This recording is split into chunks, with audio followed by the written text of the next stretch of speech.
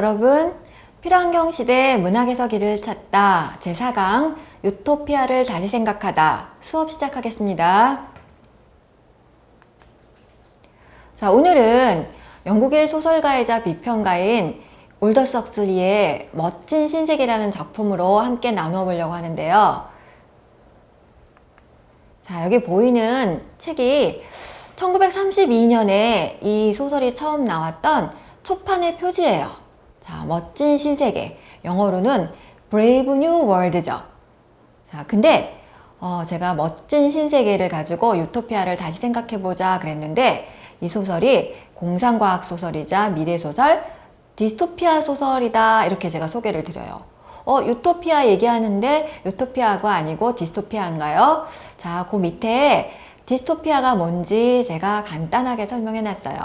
자, 당대 사회, 현대 사회에서 어떤 부정적인 우리가 잘못된 측면들이 이대로 극단적으로 계속 가다 보면 우리가 이렇게 되지 않을까? 자, 극단화되어 초래할지도 모르는 암울한 미래상. 결국은 이 작품에서는 유토피아가 아닌 디스토피아를 보여주고 있는데요. 자, 어떤 이야기가 나오는지 우리 한번 같이 살펴봅시다. 자, 먼저 이게 소설이니까 제가 이야기의 배경하고 등장인물을 간단히 소개하려고 해요. 자, 이 소설의 시간적 배경은요, 서기 2540년. 지금 2020년이면 500년도 더 뒤의 일이에요. 자, 근데 이 이야기가 실제 나왔을 때는 1932년이니까 어때요? 600년 정도 앞을 내다보고 쓴 거죠. 자, 근데 재미있는 건 이 시간적 배경이 이 소설에 서기 2540년이다 이렇게 쓰여 있지 않아요. 자, 그럼 어떻게 쓰여 있느냐면 AF 632년이다 이렇게 얘기를 해요. AF 이게 뭐예요? 우리는 AD라고 하죠. 그죠? 우리 기원이라고 하는 건 지저스 크라이스트, 예수 그리스도의 탄생을 1년으로 봐서 지금 2020년이다 이렇게 계산하는데 여기서는 좀 그 원년, 신시대 창시일이 좀 달라요. 자, 언제냐면 헨리 포드, 헨리 포드가 누구였죠? 예, 미국의 자동차를 만들었던 그 헨리 포드를 지금 어떤 신시대 창시일로 계산을 하는데요. 헨리 포드 그럼 탄생일이냐? 아니요, 그게 아니고 헨리 포드가 T형 모델이라고 하는 자동차를 출시한 날짜 1908년을 새로운 시대의 창시일로 계산을 해요. 자, 저는 자동차 잘 모르지만 이 T형 모델은 정말 세계적으로 자동차를 보편화시킨 그런 모델이에요. 많이 대량 생산해서 자동차를 공장에서 찍어낸 거죠. 자, 이런 어떤 T형 모델 자동차 출시, 그리고 헨리 포드, 이걸 어떤 신시대 창시일로 봤다고 한다면 이 세계에 중요한 게 지금 뭔지 여러분이 짐작이 될 거예요. 자, 그리고 이 작품의 배경은 런던인데요. 런던의 첫 장면에 우리가 만나게 되는 건물이요, 런던 중앙인공부와 조건반사 양육소. 좀 길죠? 어려워요. 근데 키워드가 인공부화하고 조건반사 양육이라고 하는 키워드만 알아두시면 돼요. 자, 이건 뒤에 가서 또 설명할 거예요. 자, 그리고 주요 등장인물로는 버나드 마르크스라고 하는 남자 주인공과 레니나 크라운이라고 하는 여자 주인공, 그리고 존이라고 하는 중요한 인물이 나와요. 그리고 끝에 가면 존과 대화를 나누는 총통, 이 세계의 전제주의 국가인데요. 유럽 주재 총통인 무스타파 몬드라고 하는 사람이 또 잠깐 등장을 해요. 자, 이렇게 간단하게 소개를 했고요. 자, 지금 아까 제가 배경이 되는 런던 중앙 인공부화 조건반사 양육소라고 하는 건물의 그 앞에, 여러분이 건물 앞에 서면 제일 먼저 마주치는 게 공유, 균등, 안정이라고 하는 표어가 그 건물 앞에 붙어 있어요. 자, 그러면서 이 사회는 인류 역사상 최초로 공유와 균등 그리고 안정이 실현된 완벽한 사회다. 소위 유토피아라고 자부심을 가지고 소개를 하고 있어요. 자, 그런데 제가 물음표였죠. 과연 공유와 균등과 안정이 이루어진 사회가 유토피아인가? 라는 질문으로 이제 우리 시작해 보려고 해요. 자, 이 사회는 한마디로 말을 하면 고도의 과학기술. 자, 아까 얘기했잖아요. 작품이 나올 때 기점으로 하면 600년, 그죠? 이후의 일을 상상하는 건데, 인간이 과학기술이 이렇게 계속 발달되다 보면, 올더 석슬리는 600년쯤 있으면 이러한 일이 가능하겠구나 라고 상상을 한 거예요. 고도의 과학기술이 발전된 사회, 그리고 자본주의 사회예요. 자, 그래서 아까 말한 그 인공부화실은요, 뭐 개구리나 아니면은 뭐 병아리나 이걸 부화하는 게 아니고요, 사람을 부화하는 거예요. 자, 이 시대에는요, 인간이 더 이상 인간의 몸에서 태어나지 않아요. 엄마의 몸에서 태어나는 게 아니고요, 유리병에서 체외생식이라고 하죠. 몸 바깥에서 수정이 돼서 출생을 해요. 자, 그래서 이제 이 건물이 인공부화실인 거예요. 그리고 이미 출생 전부터 태어나는 사람은 계급이 정해져 있어요. 여러분이 표 기억나죠? 공유 뒤에 균등이라고 하는 거. 평등이 아니고요, 균등이에요. 자, 왜 이 사회가 평등을 지향하는 것이 아니고 균등을 지향하는지. 자, 왜냐하면 이 사회가 지향하는 최고의 가치는 안정이기 때문에 안정을 저해하는 모든 요소는 말살을 해요. 인간의 평등이 안정을 가져오는 게 아니고요, 균등이 안정을 가져온다고 얘기를 해요. 자, 그래서 출생 전에 이미 계급을 정하는데요. 어떻게 정하느냐면, 그 유리병에서 수정되는 그 태아들에게 혈액량을 조절을 해요. 공급되는 혈액량을 조절해요. 혈액이라고 하는 건 결국은 뇌로 가는 산소의 양이죠. 그 산소의 양을 통제함으로써 산소의 양이 충분히 공급이 되는 그 아이들은 알파 계급으로 태어나요. 우리 알파, 베타, 감마 뭐 이런 거 있죠. 자, 그 알파 최고의 계급은 알파 계급은요, 외모도 잘생기고 그리고 두뇌도 머리도 최고로 좋은, 자, 그런 아이가 태어나고요. 그리고 이제 맨 마지막 계급인 그 엡실론 계급, 그 알파, 베타, 감마, 델타, 엡실론 5가지 계급인데요. 그 엡실론 계급은요, 혈액량을 충분히 공급하지 않기 때문에 외모는 물론이고 머리가 굉장히 두뇌가 떨어져요. 자, 그리고 이렇게 처음부터 계급을 정해서 출생된 아이를 이미 그 태어나기 전부터 태교 비슷하게, 그리고 태어나서도 계속해서 조건 반사 교육을 시켜요. 그래서 어떠냐면 자기 계급에 맞는 적성과 또 그 맞는 어떤 이미 그런 태도, 이런 것들을 다 길러내는 거죠. 그래서 알파 계급으로 태어난 사람들은 그 뭐 최고의 과학기술자라든가 뭐 아니면은 권력층이라든가 지도자층으로 만들어지는 거고요. 그리고 맨 아래 입실론 계급은 그 공장의 어떤 노동자들이나, 그래서 그 사회에서 필요한 양을 정하고 필요한 양만큼 계급을 정해서 인간을 출생시킨다라는 거예요. 어떻게 보면 굉장히 끔찍한 사회죠. 자, 그리고 이 사회가 지향하는 최고의 가치가 안정이라고 해서 이 안정을 위해서는 모든 것이 공유되는 사회여야 돼요. 자, 안정을 저해하는 모든 요소를 말살한다고 했죠. 대표적인 게 인간의 개체성을 부정을 해요. 자, 왜 그러느냐? 인간의 갈등 요소를 처음부터 말살하고 제거해야지 안정된 사회가 가능하기 때문에, 그래서 부모도 없죠. 왜냐하면 몸에서 태어나는 게 아니기 때문에 결혼제도도 없어요. 연인은 이때 1대1 관계의 어떤 결혼제도가 없기 때문에 모두와 데이트할 수 있는, 만인은 만인의 공유물이에요. 부모 자식 관계가 없고요. 인간의 개체성, 개별성이 부정이 되기 때문에 그로 인한 모든 갈등들이 다 해소가 돼요. 자, 그리고 또 하나 중요한 건 자본주의 사회이기 때문에, 자, 소비 지향 사회예요. 계속해서 물건을 생산해내야 되고요. 그 물건 생산이 공장에서 이루어지는데요. 심지어 아까 그 인공부화실에서 체외생식에 의해서 인간이 만들어낸다 그랬죠. 인간이 만들어지는데 그 인간이 대량 생산이죠. 공장에서 대량 생산되는 물건처럼 입실론 계급에서는요, 맨 마지막 계급이죠. 그 엡실론 계급에서는 쌍둥이를 정말 몇백 쌍씩 만들어내요.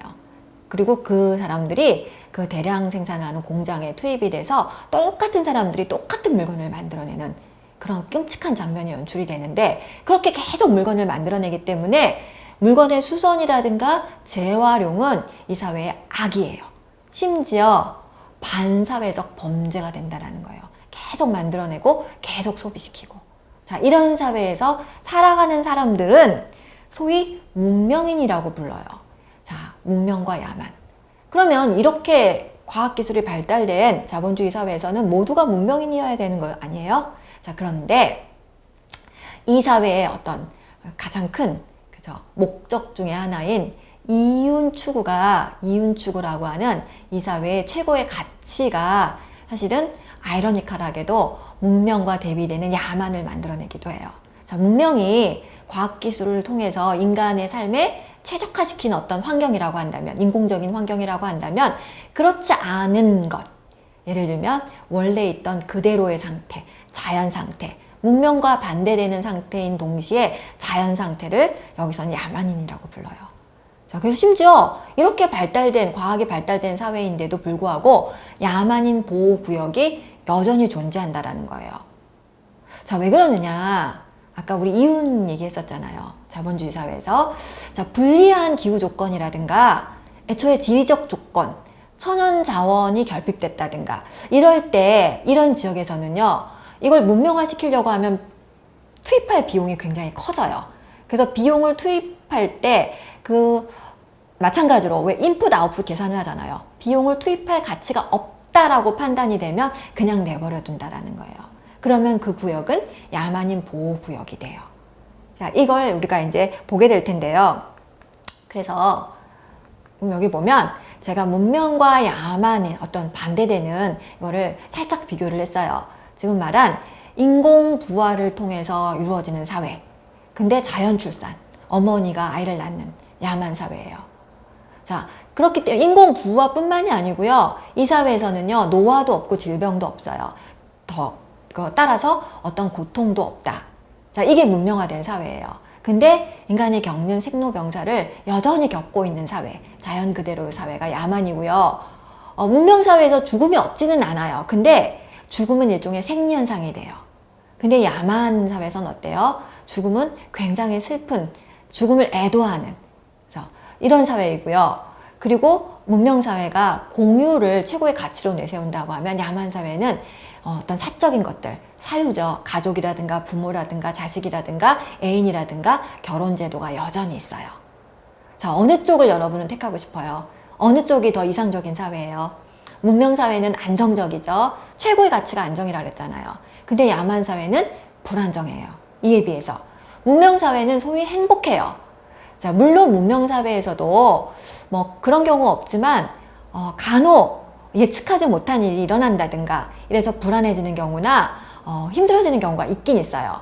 그래도 다 해결될 수 있어요. 왜냐하면 여기는 소마라고 하는 치료제가 있어요. 일종의 환각제로 이 소마를 정량을 먹으면 굉장히 일종의 마약이에요. 행복해지는 사회예요. 근데 야만 사회는 여전히 불행을 느끼는. 자, 한마디로 말하면 문명 사회는 굉장히 인위적인 사회고요. 야만 사회는 자연 그대로의 삶을 사는 사회예요. 자, 아직도 이 지금 멋진 신세계 이 안에도 야만 사회가 있다라 그랬죠. 비용 때문에 지금 개발이 되지 않은. 그래서 일종의 이 이야기 안에 나오는 대표적인 야만 사회가 뉴멕시코 지역이 있어요. 자, 거기서는 어떤 연구를 위해서거나 아니면은 아주 호기심이 많은 사람들이 특별한 어떤 여행을 위해서 가끔씩 야만 사회로 방문을 하기는 해요. 자, 오늘의 중요한 이야기가 이런 어떤 문명인이 야만 사회에 방문함으로써 일어나는 일이 생겨요. 자, 어느 날 앞에서 우리가 이야기했던 주인공인 마르크스하고 여주인공 레니나가 야만인 사회인 뉴멕시코에 여행을 가게 돼요. 거기서 그 야만인, 그냥 자연 그대로의 삶을 사는 사람이 야만인이라 그랬죠. 소위 야만인인 존을 만나게 되고요. 이 존을 어떤 이유로 문명사회인 런던으로 초대해서 데려오게 돼요. 자, 이 존이 소위 문명사회인 런던을 방문하면서 사실은 모든 이야기에 중요한 일들이 일어나요. 자, 이 존은 처음에 굉장한 기대를 가지고 문명사회에 발을 내게 되죠. 자기들이 가지고 있는 어떤 여러 가지 불편한 점이나 고통에서 해방될 거라고 생각해서 존이 뭐라고 하냐면 Brave New World, 멋진 신세계다 라고 기대를 품고 가요. 근데 막상 존이 런던에 도착해서 만난 세계는 어떤 세계였느냐, 앞에서 제가 여러분한테 설명했던 세계, 그렇죠? 인공부화되는 세계, 조건반사로 양운기 되는 세계, 소마로 모든 게 행복해지는 어떤 환각제에 의해서 살고 있는 사람들의 세계. 자, 그래서 존이 이 문명인들을 보면서 오히려 존의 눈에는 이 문명인이 더 야만인으로 보이는 거예요. 자, 또 반대로 이 문명 세계에 있는 런던 사람들은요, 존을 보면서 존이 당연히 자기 세계를 보면서 경탄을 금치 못해야 되는데 그렇지 않은 게 너무 이상한 거예요. 그래서 당황하는 거죠. 어쩜 저 야만인이 우리 세계를 보고 이렇게 경이로워하지 않을까. 자, 근데 존은 이들에게 이렇게 얘기를 해요. 그들이 먹는 소마를 거부하면서, 환각제죠. 소마에 의하면 그냥 모든 게 행복해질 수 있어요. 행복하다고 생각할 수 있는데 존은 그걸 거부해요. 자, 그러면서 이렇게 얘기를 해요. 당신들은 자유롭고 인간답게 살고 싶지 않습니까? 아름다움과 자유가 무엇인지도 모릅니까? 자, 이렇게 질문을 하죠. 그리고 나중에 그 유럽, 지금 이제는 각각의 어떤 개별적인 국가가 없어진 세계예요. 전 세계가 하나의 전체주의 국가가 됐는데요. 그 유럽 총통과의 대화에서 존이 이래요. 저는 불편한 것을 원합니다. 저는 안락을 원치 않습니다. 시와 진정한 위엄과 자유와 선을 원합니다. 여기에 대해서 총통이 그러죠. 네가 원하는 게 불행해질 권리구나. 이렇게 얘기를 하는데 맞아요. 차라리 불행해질 권리를 존은 요구를 해요. 자, 그리고 존은 어떤 세계를 선택하느냐면요. 자, 문명으로부터 스스로 격리되기를 원해요. 더 이상 이 런던 사회에서 살기를 원하지 않고요. 이들에 의해서 버려진 낡은 땅으로 가요. 자, 낡은 등대가 있는 땅으로 가서 혼자 살려고 해요. 근데 그곳에 가니까 들꽃 핀 평원이 펼쳐져요. 전나무 숲이 있고요. 자작나무가 늘어진 연못이 있고요. 꽃이 있어요. 이곳을 거처로 해서 땅을 일구고 자기가 혼자 자기는 노동을 원해요. 그래서 문명세계에서는 어떤 걸 먹고 사느냐면 이미 그 안에 모든 비타민이나 이런 것들이 다 들어있는, 인간의 내분비물이 다 들어있는 이런 것들을 먹으면서 젊음을 잃지 않고 늙지 않고 살려고 한단 말이에요. 영양소가 많이 들어있는. 근데 그 모든 걸 버리고 혼자 농사를 짓고 자기는 독립적으로 살겠다. 우리 앞강에서 어떤 소로가 보여준 삶하고도 비슷한 삶을 선택하기로 하죠. 자, 근데 이 문명인들은 존을 가만 놔두지 않아요. 이렇게 혼자 살려고 하는 존을 구경거리로 삼으려고 그래요. 그래서 또 찾아와서 촬영을 하고 뭐 다큐를 찍고 결국 존은 어떻게 해요? 자기 어떤 인간적인 어떤 존엄함을 선택하죠. 인간적인 존엄함을 선택하기 위해서 스스로 목숨을 끊어요. 이 인간의 세계에서 영원히 스스로를 격리시키는 거죠. 그래서 이 책의 작품의 마지막 부분은 이렇게 돼 있어요. 서서히, 아주 서서히, 마치 두 개의 느긋한 나침반의 바늘처럼 그 다리는 오른쪽으로 회전했다. 북북동, 동, 남동, 남, 남남서. 그러다 다시 몇 초 후에는 전처럼 서서히 왼쪽으로 회전했다. 남남서, 남, 남동, 동. 마치 그 목매달아 죽은 이 존의 시체가 이 사회에 사는 인간들의 어떤 어느 방향으로 나가야 되느냐, 삶을 제시해줄 방향을 제시해주는 것 같은 나침판처럼 흔들리면서 이 작품은 끝이 나요. 자, 우리는 이 유토피아라고 하는 이 세계에서의 어떤 존의 스스로의 죽음을 보면서 어떤 생각을 해야 될까요? 자, 여기서 존이 당신들은 인간답게 살고 싶지 않느냐, 자유롭게 살고 싶지 않느냐, 이렇게 얘기를 했는데 존이 말한 스스로 자기의 어떤 본질을 지키기 위해서 목숨을 끊을 만큼 중요한 인간의 본질이 뭐냐라는 거예요. 자, 인간의 본성은 자연이다. 자, 여기서 우리가 도대체 이 사회가 유토피아를 건설하려고 했던, 유토피아라고 자부하는 이 사회가 왜 디스토피아인가, 왜 유토피아가 아닌가, 뭐가 잘못됐는가. 자, 우리가 보는 거는요, 이들이 뭘 건드렸냐는 거예요. 뭘 훼손시켰느냐예요. 자, 이들이 훼손시킨 거, 단지 하늘이나 산이나 바다, 숲, 기후, 자, 이런 것만은 아니라는 거예요. 이들이 훼손시킨 가장 중요한 거는 인간이었어요. 유리병에서 인간을 탄생시키면서 인공 부화시키면서 그리고 조건반사로 양육시키면서 건드리면 안 될 인간의 존엄성, 인간의 생명, 인간의 본질을 건드린 거죠. 인간이란 자연을 훼손시킨 거예요. 인간의 본성은 결국 자연인데 그 자연을 훼손시켰어요.